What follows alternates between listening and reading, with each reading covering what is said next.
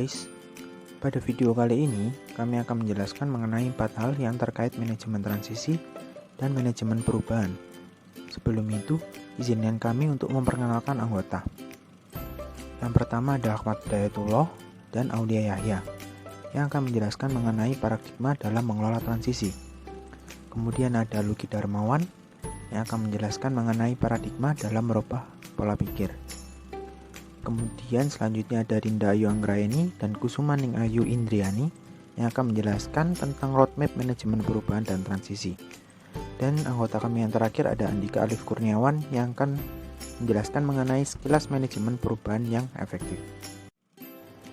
Sebelum membahas 4 hal yang terkait manajemen transisi dan perubahan, sebaiknya kita harus mengenal terlebih dahulu apa itu manajemen transisi dan manajemen perubahan.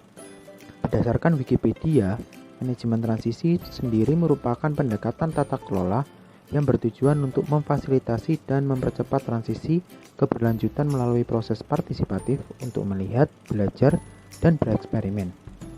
Dalam penerapannya, manajemen transisi berupaya menyatukan berbagai sudut pandang dan dari berbagai pendekatan dalam arena transisi. Sedangkan manajemen perubahan merupakan suatu pendekatan untuk mengubah individu, tim, dan organisasi kepada kondisi masa depan yang diinginkan. Nah, setelah mengetahui definisi tersebut, maka kita akan langsung masuk saja ke materi.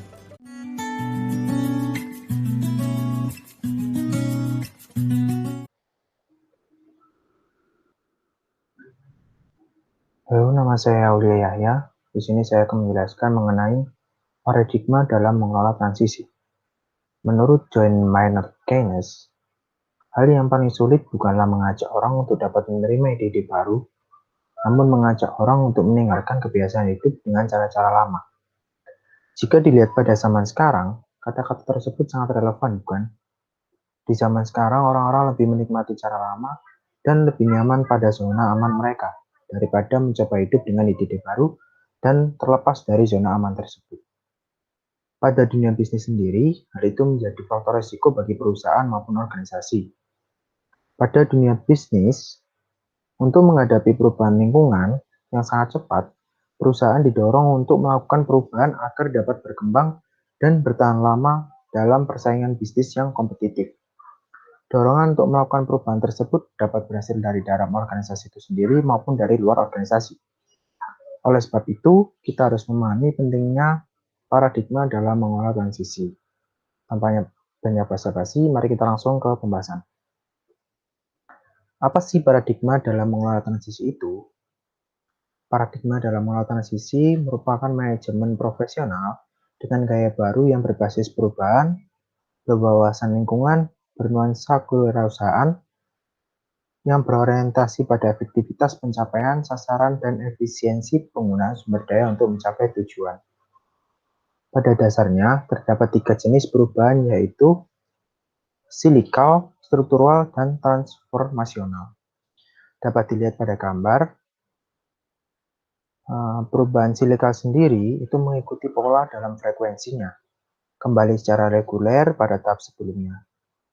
Perubahan silikal hanya memerlukan penyesuaian sementara. Contohnya ada pada perubahan mode, sifatnya sementara, dan suatu saat akan kembali ke desain yang lama. Sedangkan pada perubahan struktural, terjadi kenaikan atau penurunan kuantitatif yang berarti menghasilkan perubahan kualitas sehingga memerlukan penyesuaian yang secara tetap. Apabila tidak merespon perubahan akan salah melangkah dan timbul kegagalan. Contohnya teknologi komunikasi yang semakin maju dan berkembang tidak mundur lagi. Kemudian ada perubahan transformasional, merupakan perubahan yang bertujuan untuk menjaga organisasi agar tetap survive dengan mengembangkan kemampuan untuk mengubah dirinya sendiri secara berkelanjutan. Ketika melakukan perubahan, pastinya akan mengalami kegagalan. Tidak tahu itu disebabkan karena kesalahan dalam mengelola fase transisi atau berbagai faktor lainnya. Alasan rasionalnya, transisi memiliki dampak psikologis terhadap mereka yang terkena akibat perubahan tersebut. Di mana jika perubahan tersebut benar-benar terjadi, akan menimbulkan dampak situasional bagi orang lain yang terkait dengan organisasi eksternal. Untuk menjelaskan berikutnya akan dijelaskan oleh teman saya. Dapat dijelaskan pada gambar ini bahwa banyak hambatan psikologis yang kebanyakan orang berada di dalam kondisi ketidakstabilan, stres secara emosional, keinginan mempertahankan keadaan, dan lain sebagainya.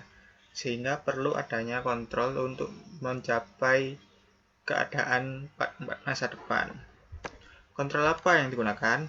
Nah, untuk menciptakan manajemen transisi yang efektif dan efisien, perlu adanya aktivitas manajemen transisi yang sistematis, terencana, dan termonitor dengan baik. Menurut teori William Bridge, berikut tahapan proses transisi. Fase yang pertama, the ending phase. Tahapan yang berhubungan dengan meninggalkan sistem lama yang telah digunakan selama ini. Fase yang kedua, the neutral zone. Tahapan yang berhubungan dengan mendapatkan dukungan dari sebanyak mungkin orang dalam organisasi untuk melakukan transisi. Yang ketiga adalah the new beginning phase. Tahapan yang terkait dengan penerapan atau implementasi sistem baru disertai dengan adanya upaya mengukur efisien dan efektivitas sistem. Perjalanan manajemen transisi harus memperhatikan empati. Jika proses transisi terlalu lama sampai mendapatkan dukungan yang tepat dari pemangku kepentingan proyek, maka sumber daya yang dibutuhkan akan lebih besar, yang mengarah pada peningkatan permintaan biaya, yang pada akhirnya mengurangi nilai manfaat yang dirasakan sponsor proyek. Satu-satunya cara ampuh untuk mempercepat proses ini adalah secepat mungkin meyakinkan akan manfaat dari perubahan yang dilakukan sehingga mereka segera mengatakan setuju untuk mendukung proses tersebut. Setelah memahami paradigma dalam mengelola transisi, maka dilanjutkan dengan bab selanjutnya yaitu paradigma dalam mengubah pola pikir.